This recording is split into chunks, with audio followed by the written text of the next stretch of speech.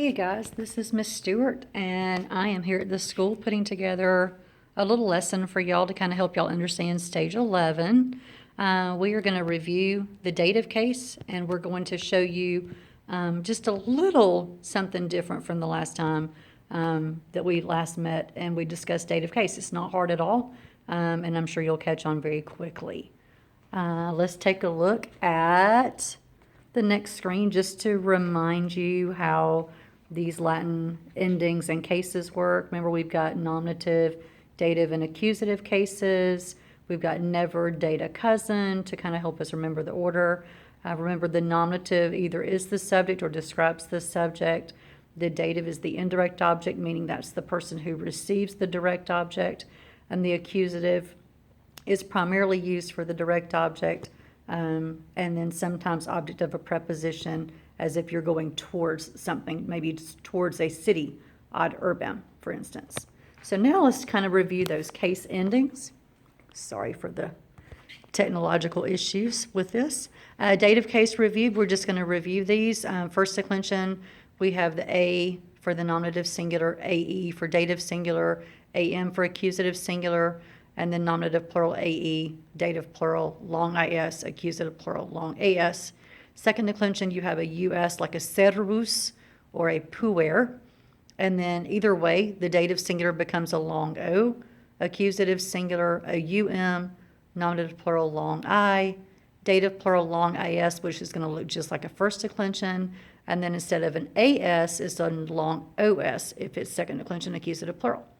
And then third declension, just to review, the nominative singular is a question mark. It could be anything. Mercator, for instance. Dative singular is going to be a long I. Accusative singular is going to be a EM.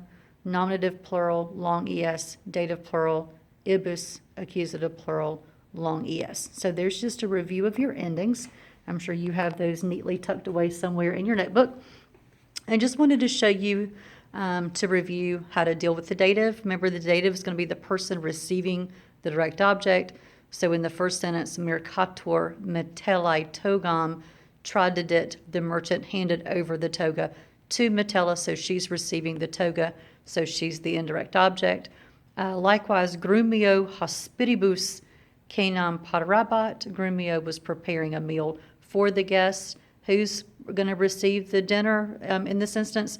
The guests are, and so therefore they need to be ibus and therefore be dative. Okay, so that's a review of the dative. And then just to kind of show you, this chapter does something a little different with datives, where they're going to have certain verbs that require a dative. I'm not going to make you learn those. I just want to show you how they work.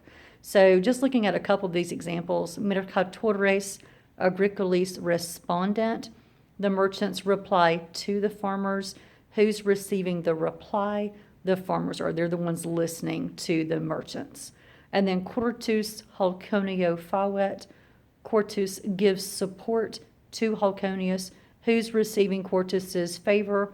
Halconius is. And then nos pistori credumus. We trust the baker. Who's receiving our trust? The baker is, and therefore pistori is dative singular for third declension. Okay? The lovely part of this video is you can kind of slow it down and make it make sense to y'all. I don't see the point in going over more of these. I think you kind of get the gist of it. We're not going to worry about the rest of this slideshow with it being those declensions and that sort of thing. So I hope you're doing well. I miss y'all. Stay safe. Get in touch with me if you need to. If you have any questions or if you just want to chat, just email me. I'm happy to give you a call if you want me to do that. You can email me with your number. I'm happy to say hello and happy to answer any questions. Miss y'all, and be safe and be as awesome as you always have been. Talk to you soon. Wale.